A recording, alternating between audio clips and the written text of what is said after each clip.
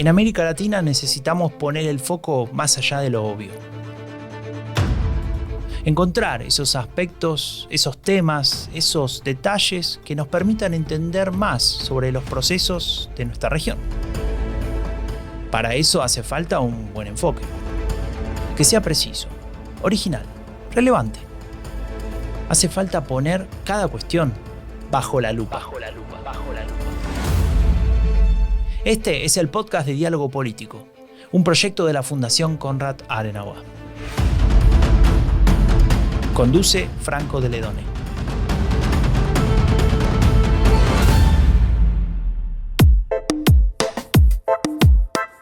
Te doy la bienvenida a un episodio especial de Bajo la Lupa, el podcast de Diálogo Político.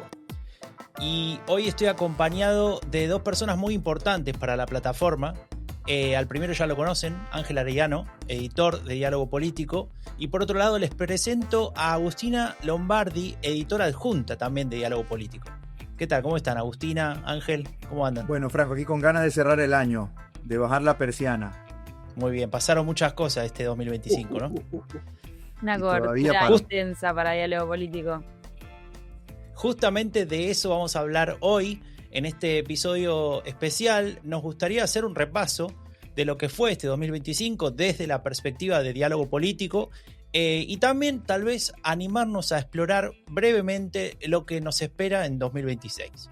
Así que empecemos poco a poco, empecemos por la web de dialogopolitico.org. Es un portal que tiene una audiencia que no para de crecer. Ángel siempre me cuenta de los datos y demás, ya nos dirá algo más. Y cada vez trabajamos con más colaboradores, muchos autoras y autores que se suman y que van planteando sus análisis, sus discusiones, sus opiniones sobre los diferentes temas importantes para América Latina.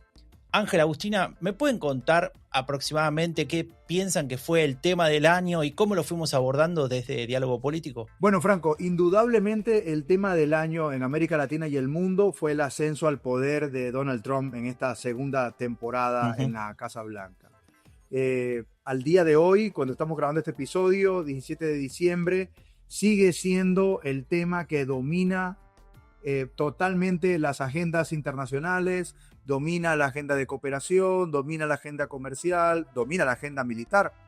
En estos momentos justamente vivimos las tensiones en el Caribe venezolano, de tal manera que indiscutiblemente Donald Trump fue el tema más exigente además, porque muchos tenemos la sensación de que Trump lleva varios años en el poder en esta segunda temporada y apenas comenzó en enero, ¿no?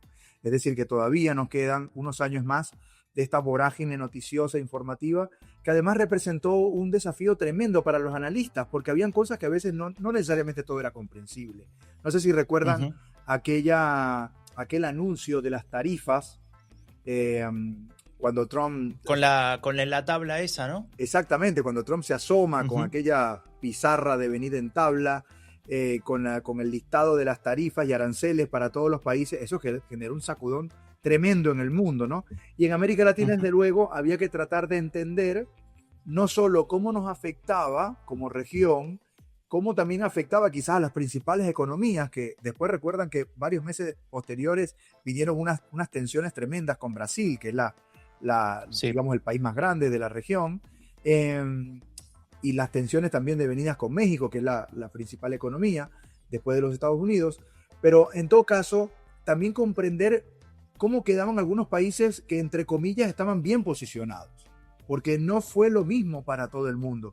Si uno mira la situación de Colombia o la situación de la Argentina o la situación inclusive de Perú, no fue tan mal como le ocurrió a otros. De tal manera que, indiscutiblemente, el ascenso de Trump, la nueva administración y las nuevas políticas de Estados Unidos en materia comercial, militar, migratoria, decisiones de todo tipo, marcaron nuestra agenda en América Latina y, por lo que vemos, la va a seguir marcando en 2026.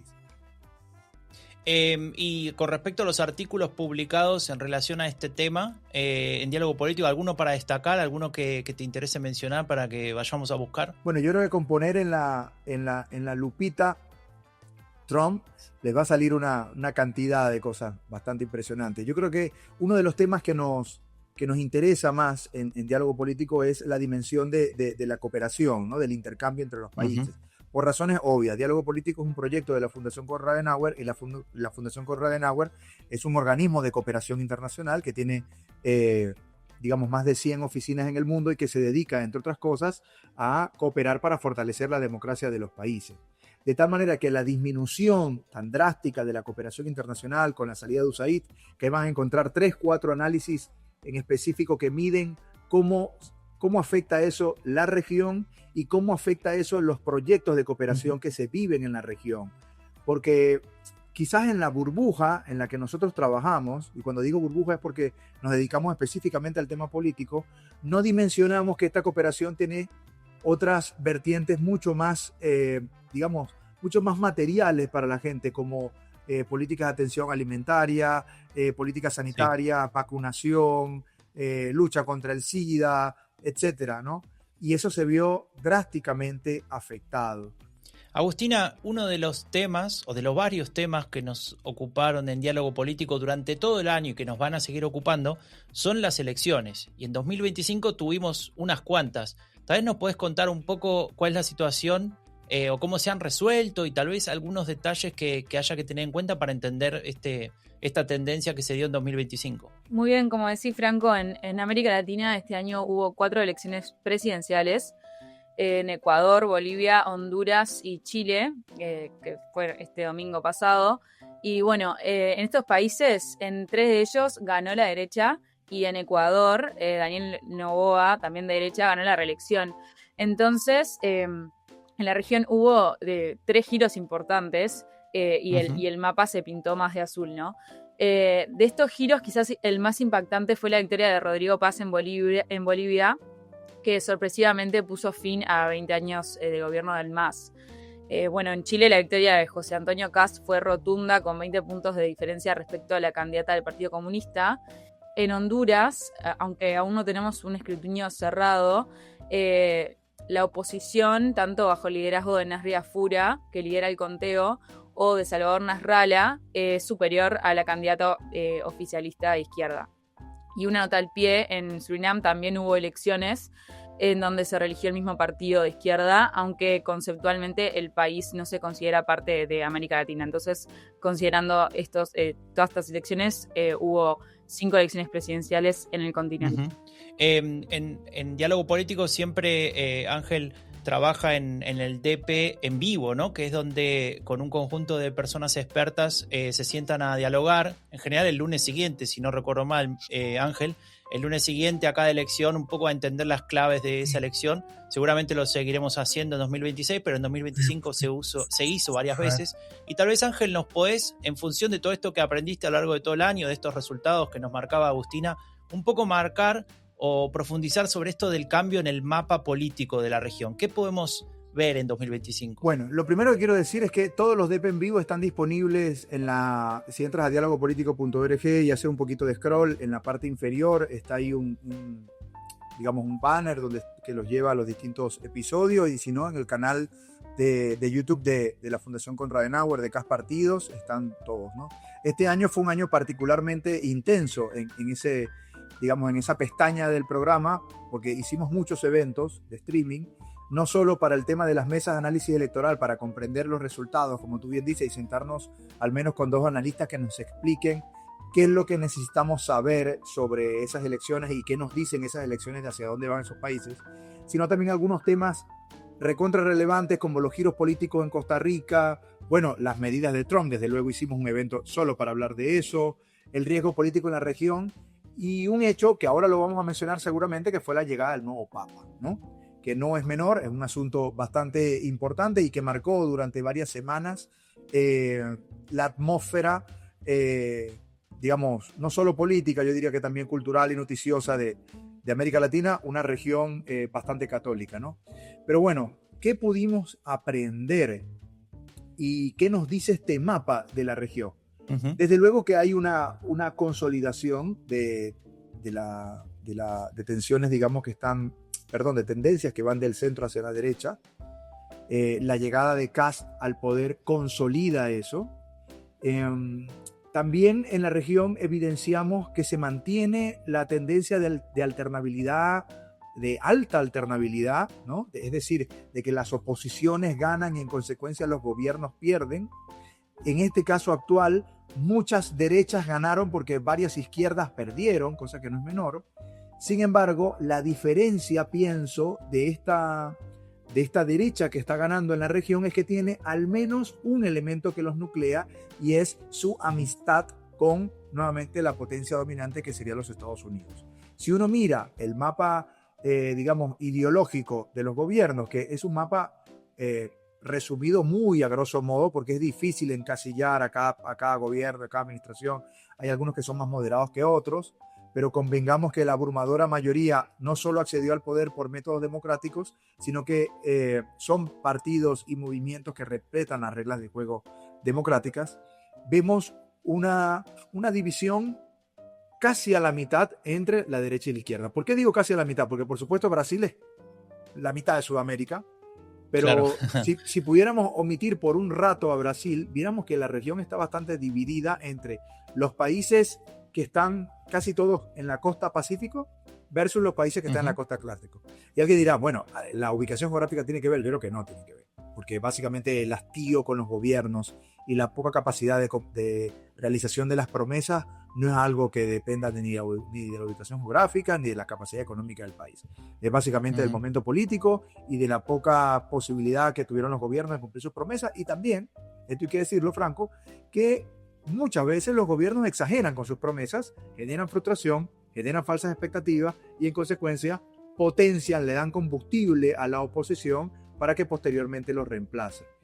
De todo este esquema de elecciones, de 5 elecciones que tuvimos en la región, incluyendo la de Surinam, la única reelección que vivimos fue la de Daniel Noboa, que además viene de ser un gobierno con un plazo mucho más recortado que el plazo constitucional habitual de Ecuador. Es un gobierno que además cometió, yo no sé si el término sería, no sé si sería torpeza, pero por lo menos se encontró con un escalón que no tenía previsto en su camino, y es que cuando Daniel Noboa asume en las recientes, cuando asume este nuevo mandato, convoca una consulta popular que la pierde catastróficamente, y una consulta que fue otro de los grandes temas en América Latina este año, que viene a preguntarle a la gente cosas sumamente estructurales de la democracia, como por ejemplo la eliminación del financiamiento de los partidos políticos, la reforma de la Constitución, la posibilidad de que exista en el país bases militares extranjeras, que no es poca cosa, ¿no? De tal manera que esto vino también a generar la pregunta de, bueno, te apoyo, te doy la mayoría, pero ¿hasta dónde te apoyo, no? Es decir, pareciera que lo que nos dijo Ecuador es que hay cosas que no son negociables, indistintamente del gobierno que tengan. Y esto tampoco es nuevo en ese país, porque ya le pasó a Guillermo Lasso en años anteriores, cuando también convocó una consulta, que también la perdió, y pareciera que, bueno, los países, o por lo menos este tipo de gobiernos, se pegan con la misma piedra nuevamente. Hay una cosa que me gustaría comentar con ustedes, a ver si están de acuerdo. Pareciera que Spotify nos instaló la idea de que cada fin de año tenemos lo que ellos llaman el Wrapped, que sería como una suerte de resumen de premios casi personales, ¿no? A los que uno escucha en música y demás, pero también a los podcasts. Y obviamente Bajo la Lupa no fue la excepción, tiene su propio Wrapped, y ahí tuvimos algunos datos que nos gustaron ver, ¿no? Por ejemplo, que nuestra audiencia creció, lo tengo acá abierto, un 13%, que la cantidad de personas que nos siguen creció un 33%, es decir, los que le dieron seguir al canal de Bajo la Lupa en Spotify, 65.000 minutos, al menos hasta fines de noviembre, tuvo este podcast de escucha en el año 2025, con lo cual, bueno, nos dan ganas de seguir trabajando y seguir haciendo. Y entre otras cosas, lo que nos cuenta este resumen de Spotify es, bueno, ¿qué fue lo más escuchado? Yo, como tengo ahí las estadísticas a mano, lo puedo decir fácilmente, pero no sé si Agustina y Ángel se animan a arriesgar a ver qué fue lo más escuchado. Les voy a dar 3 opciones, a ver si aciertan.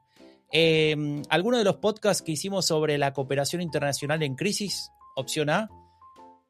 Alguno de los podcasts sobre inteligencia artificial y la política, que hicimos varios, de hecho, a ver si alguno de esos.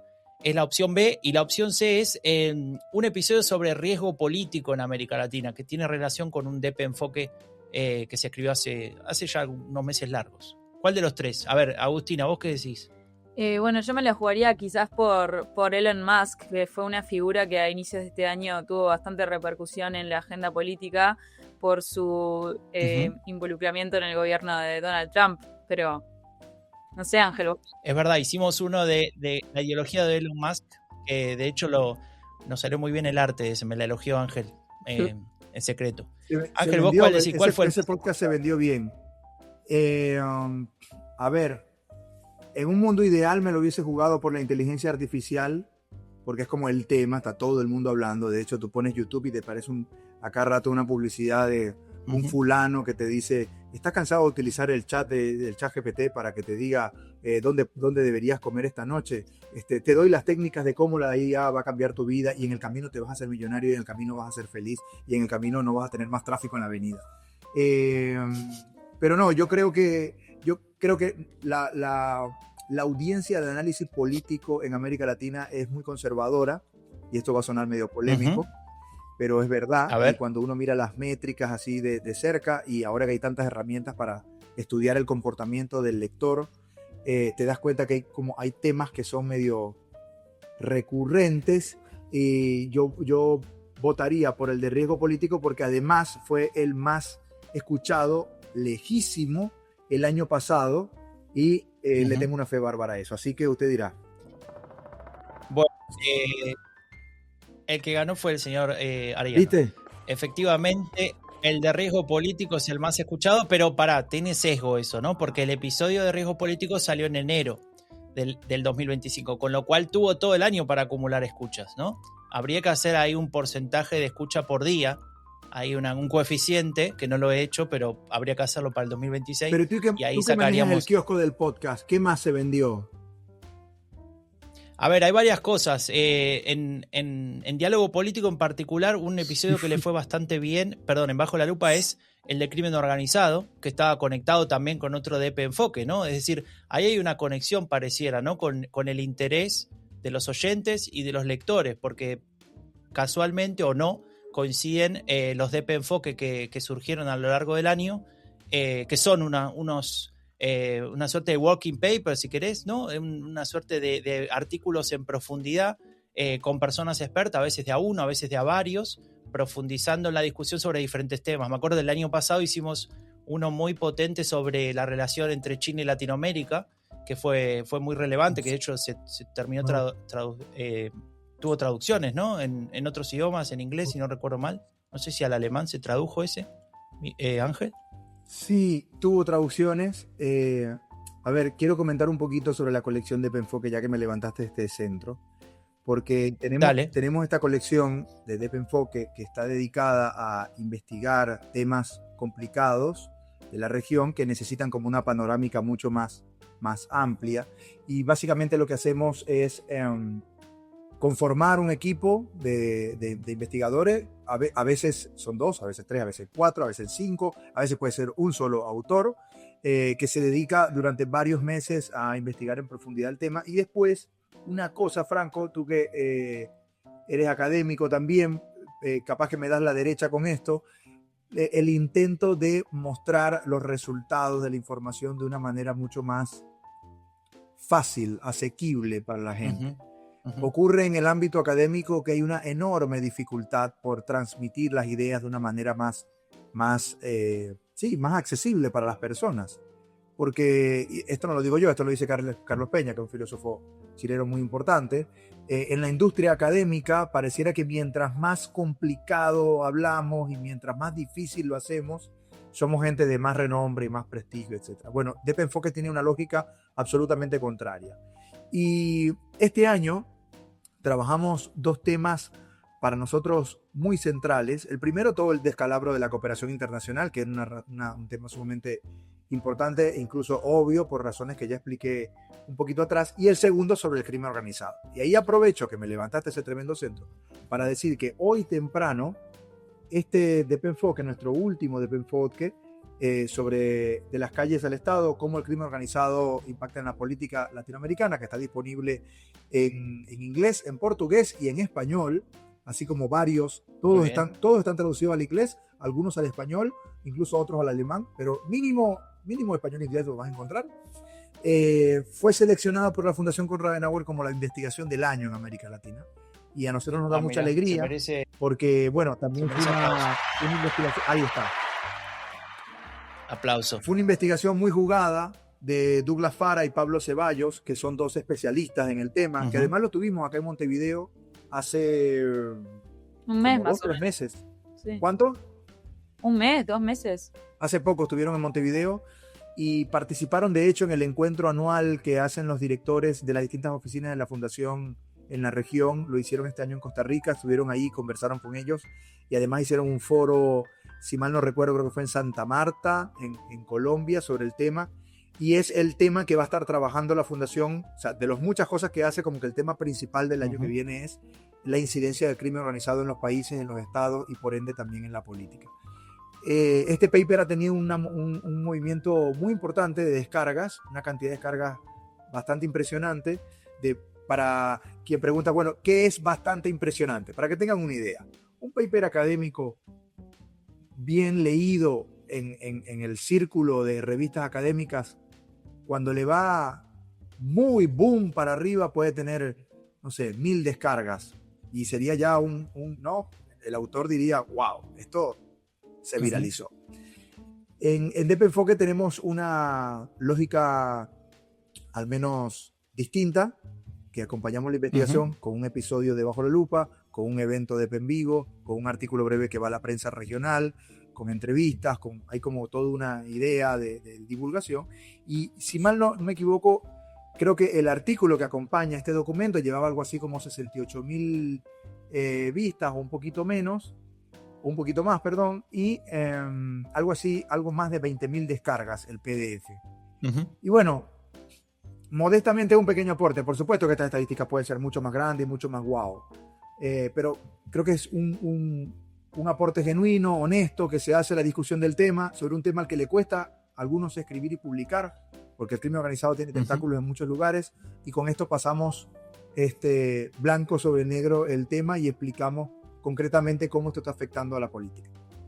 Tal cual, bueno, como decía Ángel, todos los DP Enfoque, los actuales, pero también los del pasado, se pueden encontrar en dialogopolitico.org. Y una cosa me hiciste acordar, Ángel, pensé que había sido este año, pero fue el año pasado, un episodio de Bajo la Lupa que se llama De la Torre de Marfil a la Realidad, sobre ciencia política en Latinoamérica con Gerardo Munk, y ahí hablamos justamente de esto, de esta distancia a veces que hay, ¿no?, entre lo que se escribe en el mundo académico y lo que después baja a otras instancias de la sociedad, no solamente la audiencia en general o los lectores que pueda tener diálogo político, sino también, no sé, periodistas, políticos, otro tipo de actores relevantes, ¿no? Y me parece que ese trabajo es muy importante y un poco es lo que buscamos hacer, no solamente en Bajo la Lupa, sino en otros productos de esta plataforma. Quédense el episodio, la 4ª hora del crimen organizado de este podcast, que le vamos a dar el enlace por si acaso acá en la descripción, pero en el home de Bajo la Lupa lo encuentran. La 4ª hora del crimen organizado, ahí hay entrevista, hay información y hablamos un poco sobre este documento con sus autores. Tal cual.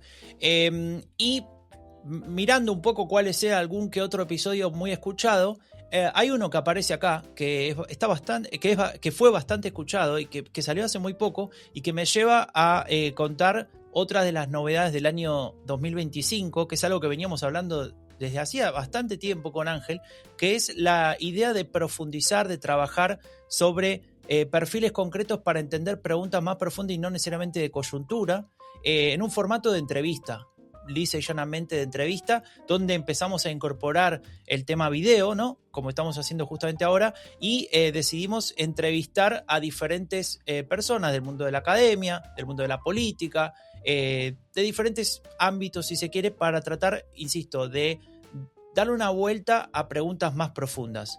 Empezamos, por ejemplo, con Diego Schalper, un político chileno que nos dio el primer intercambio, si se quiere, sobre la posición de la derecha actualmente, ¿no?, en América Latina. ¿Vos te acordás, Ángel? Esa entrevista la hiciste vos, creo. Si no recuerdo. El Diego, sí. Diego Schalper, que es secretario general, o era en ese momento secretario general de Renovación Nacional, un partido de centro derecha en Chile, que por cierto estuvo en la coalición de partidos que apoyaron a Kast ahora, y creo que lo que se espera es que sean parte de ese gobierno, al menos esa es la información que tengo. Pero en todo caso, nuestra idea de conversar con Diego Schalper, que es diputado y estaba en ese cargo en un partido bastante relevante de la centro derecha en la región, era bueno que nos hablara de qué es eso de ser militante de la centro derecha, porque es algo bastante, a veces queda como muy gaseoso, ¿no?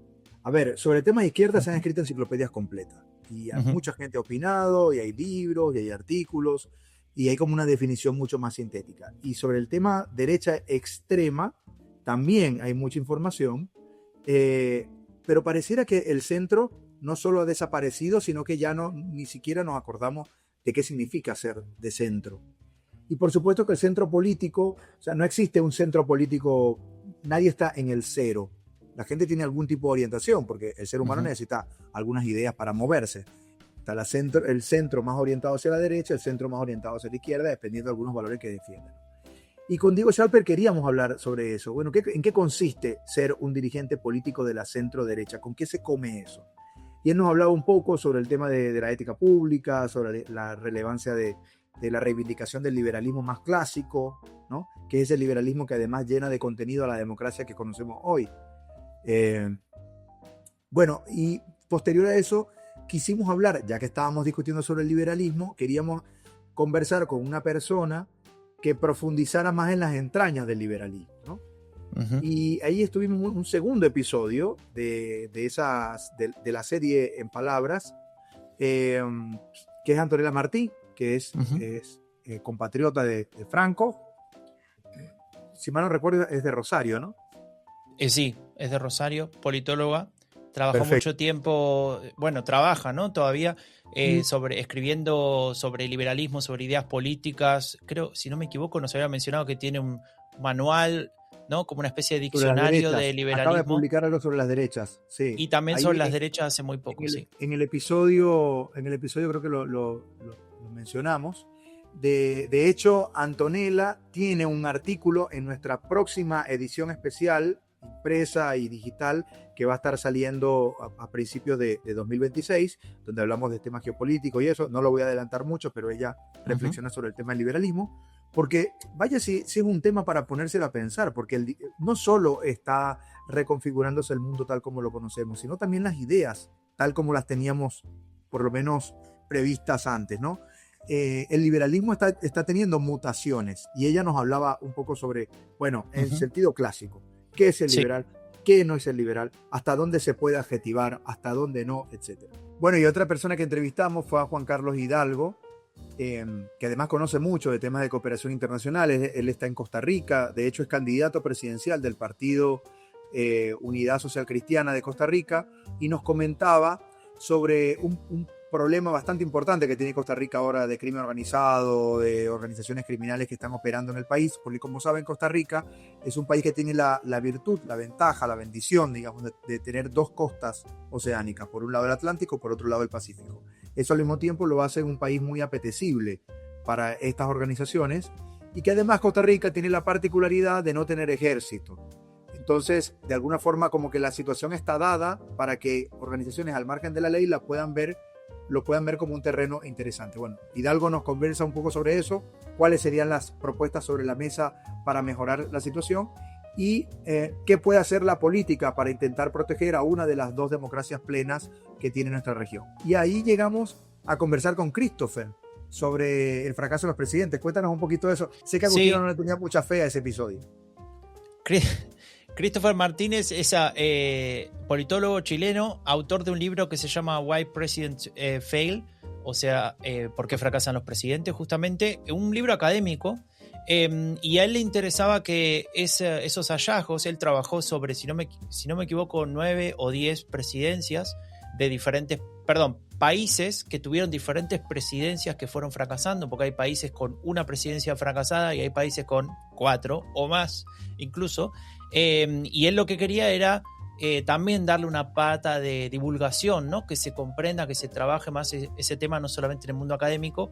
Hizo un podcast por un lado y por otra parte participó en esta tanda de entrevistas de Palabras Bajo la Lupa, y con él hablamos de casos concretos, ¿no? Y también tal vez intentando entender cuáles son las causas principales, si es que hay denominadores comunes o no entre los diferentes países de la región. Y la verdad que es un trabajazo. A ver, pronto me dijo que va a salir traducido al español el libro, porque por ahora está solo en inglés, y nos ayuda de alguna manera a comprender cuáles son de alguna manera las variables que hay que tener en cuenta, ¿no? Partidos fuertes, partidos que tal vez no son estos típicos flash parties, ¿no? Con algún líder que llega y responde una pregunta de la coyuntura y a partir de ahí llega al poder.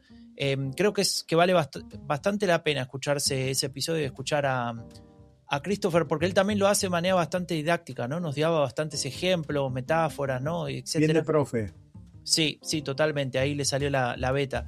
Y la última que tuvimos, que salió hace muy poco, fue con Claudia Ortiz, ¿no? Que ella es diputada de la Asamblea Legislativa de El Salvador, que es el parlamento básicamente de El Salvador, unicameral, y es una de las muy poquitas personas que pertenecen a la oposición y que son representantes, ¿no? Políticas del gobierno de Nayib Bukele, ¿no? Y entonces nos habló un poco de qué trabajo hace ella, qué trabajo hace su partido y qué significa ser oposición en un gobierno como el de Nayib Bukele. Pero le quería preguntar a Agustina, que ella tiene ahí el super control de todo lo que se va publicando y demás, tal vez algunos artículos que ella haya visto, tal vez relacionados con estos temas o con los personajes que estuvimos entrevistando. Sí, bueno, de hecho este año estuve en el Foro América Libre, que es una conferencia que reúne a partidos de centro derecha y derecha de América Latina, que se hace hace 3 años. Este año fue en Ciudad de México en octubre. Y lo vinculo bastante con esto que comentás de Palabras Bajo la Lupa, porque mi foco, mi cobertura fue conversar con políticos de derecha y centro derecha, un poco sobre cómo evalúan que están trabajando estos partidos y cómo quedan parados en los gobiernos de sus distintos países. Me pareció bastante interesante porque lo que está sucediendo actualmente es que la polarización le da poder a los extremos, tanto de izquierda como de derecha. Entonces me pareció interesante poder conversar con ellos sobre la autocrítica que hacen y cómo piensan gestionar los partidos para empezar a recuperar un poco de poder en los países latinoamericanos. Genial. Bueno, una cosa que se me había olvidado de decir al principio cuando introdujo el tema de Palabras Bajo la Lupa, que entre ellos había uno muy escuchado, pese que se publicó hace muy poco, y es el que hablamos justamente con Christopher Martínez sobre por qué fracasan los presidentes. Le fue bastante bien. Y esta experiencia de Palabras Bajo la Lupa, de usar el video, ¿no? Esto que está pasando ahora en el mundo de los podcasts, de incorporar el video, decidimos hacer también la apuesta en Bajo la Lupa para el año 2026, ¿no? Ya tal vez metiéndonos en lo que va a pasar el año siguiente. En Bajo la Lupa lo que vamos a hacer es, en la medida de lo posible, publicar no solamente más episodios de la serie con entrevistas, obviamente con video, sino también de los episodios tradicionales. E hicimos un experimento porque Ángel siempre necesita pruebas antes de tomar cualquier tipo de decisión, y hicimos un primer episodio, ¿no? sobre le llamamos la rebelión de los GZs o de la generación Z. Y Ángel, no sé si lo estuviste viendo, pero se convirtió en un éxito porque está en top 10 de los más escuchados de la historia del podcast, que ya tiene 7 años. Con lo cual, bueno, vamos por buen camino. No, imaginarte también lo que fue el comienzo de esto, ¿no? Hace ya varios años, varias temporadas atrás, cuando nos metimos en el mambo de hacer un podcast político, de análisis político, que no había mucha oferta además en ese momento, no solo en la región, en el mundo tampoco había muchos podcasts de análisis político en español. Y bueno, ha sido todo un camino de aprendizaje. Y sobre lo que me dice de la generación Z, honestamente no es extraño que eso pase, porque, a ver, fue un tema recontra disruptivo, nuevo, así como que, bueno, de repente, pum, explotaron las protestas en Nepal, bueno, ajá, bien.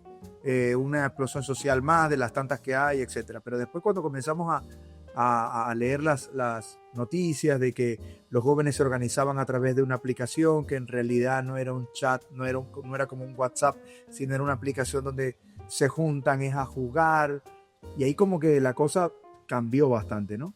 Ujú. Y después se repite la cuestión en Marruecos, después pasa eso en Perú, y cuando ya esto entra como que viola el espacio aéreo latinoamericano, dijimos, bueno, ahora sí le tenemos que entrar a esto, porque esto ya es tema en América Latina, y básicamente el episodio trata también de hacer dialogar, bueno, los 3 casos y explicar un poco lo que pasó en Perú y cómo esto también puede seguir pasando en otros lugares.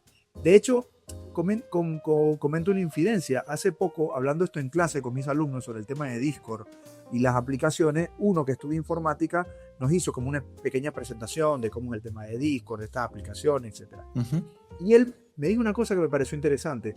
Él me dice, bueno, tiene sentido que utilicen esta plataforma porque tú en esta plataforma, entre otras cosas, juegas, puedes tener escenarios hipotéticos o juegos donde tomas el poder, donde controlas una escena, donde controlas una relación.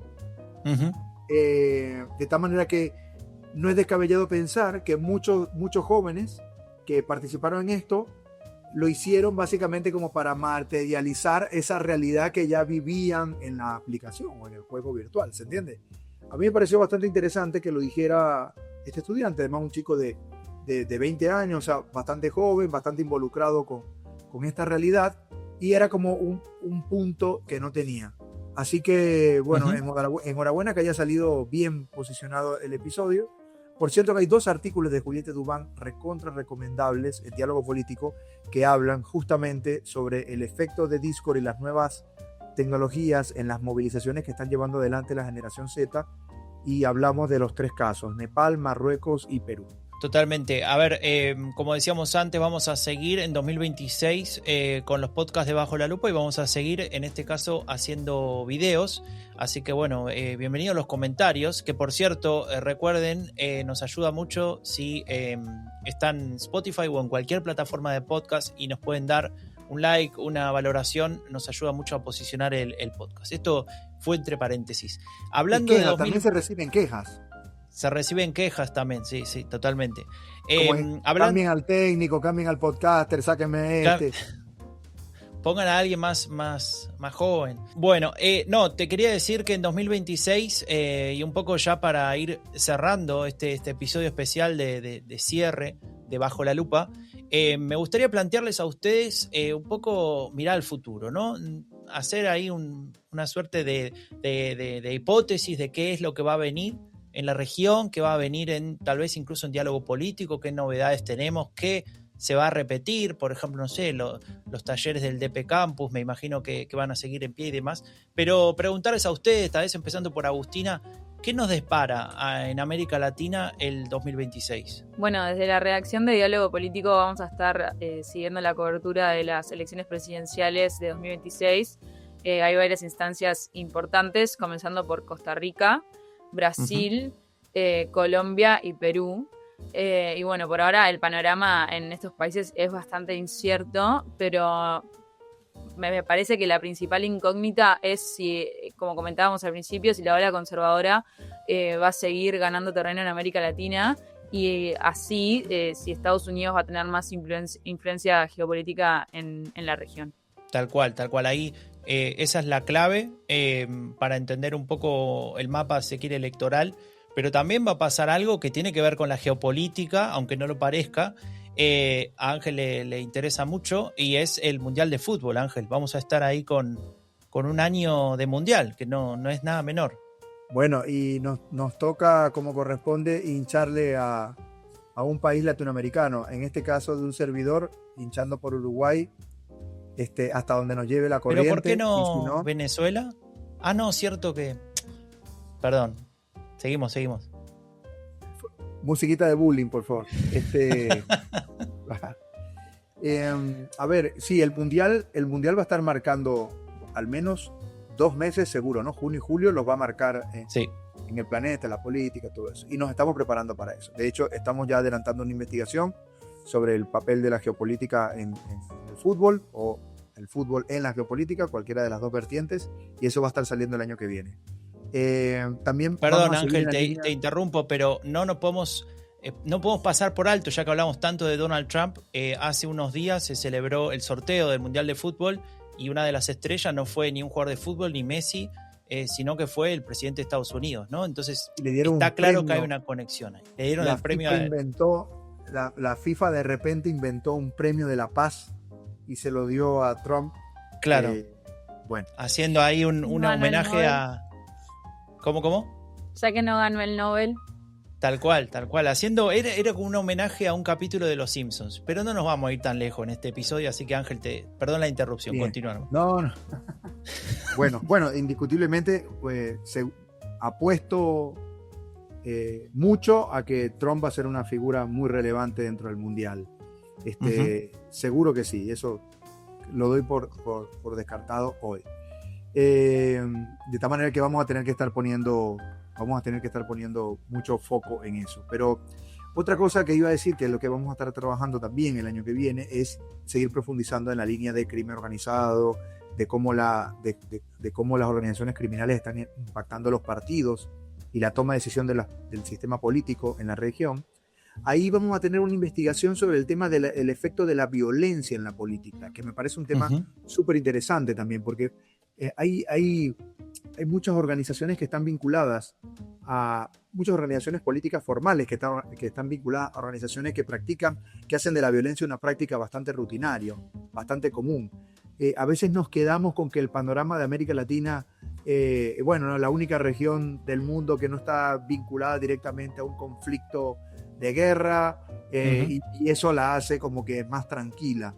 Y cuando hacemos doble clic dentro de nuestros países, no todo es así. Entonces, eso lo vamos a estar revisando. Y en el caso de DP Campus, que vi que lo mencionaste, mira, DP Campus de verdad que es una alegría esa plataforma, porque ha comenzado hace ya 5 años. Primero arrancamos con un pequeño taller de periodismo político, que en su momento tuvo muchas inscripciones y por eso hicimos 2 cohortes en 2021. Y desde ese momento hasta la actualidad hemos venido sumando campus, ¿no? Está el campus de producción de podcast políticos, está el de cómo redactar para incidir en la agenda pública.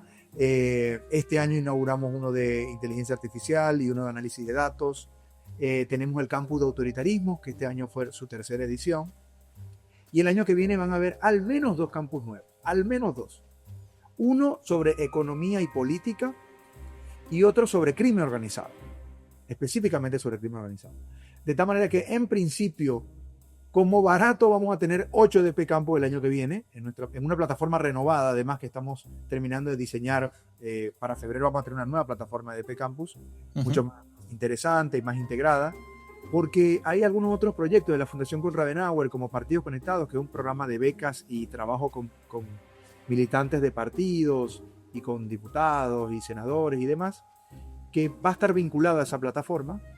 Y además estamos trabajando en una propuesta de DP Campus que tiene que ver con el corazón de la Fundación Adenauer, y es reflexiones en torno a la democracia cristiana y al humanismo cristiano y cómo esto se vincula con la política, ¿no? Con la política actualmente. De tal manera que, bueno, la oferta va a ser amplia, va a ser vasta, va a estar muy, muy bien cubierta durante todo el año. Va a estar abierto, como siempre, a postulaciones de todo el mundo, becas 100%, y esperemos que la gente se sume. Este año, para cerrar, este año tuvimos casi 5.000 postulantes en los DP Campus. Es una cifra muy grande. Intentamos hacer lo mejor posible con el equipo que tenemos, que es bastante maravilloso, gente que le pone muy buena onda, profesionales de altísimo nivel, y por los vientos que soplan, la tendencia es que el año que viene se supere esa cifra. Esperemos que así sea, vamos a trabajar en función de eso. Muy bien, Agustina, Ángel, les agradezco mucho por ser parte de este último episodio de 2025 del podcast Bajo la Lupa. Gracias a vos, Franco. Bueno, gracias, Franco. Nada, desearle a todos feliz Navidad, felices fiestas. Este podcast no va a quedar liquidado hasta después de febrero, porque muchas de las cosas que dijimos en muchos de estos países entran como en un receso, pero recuerden que en febrero, si no me equivoco, tenemos elecciones en Costa Rica. De tal manera que ya por ahí la cosa se comienza a poner interesante. Muy bien, bueno, para cumplir con la tradición de este podcast, cerramos diciendo que hasta aquí llegamos por hoy. Ingresá a dialogopolitico.org para leer más sobre la política global y latinoamericana, y no te olvides de registrarte en el newsletter para recibir cada semana lo más relevante en tu email.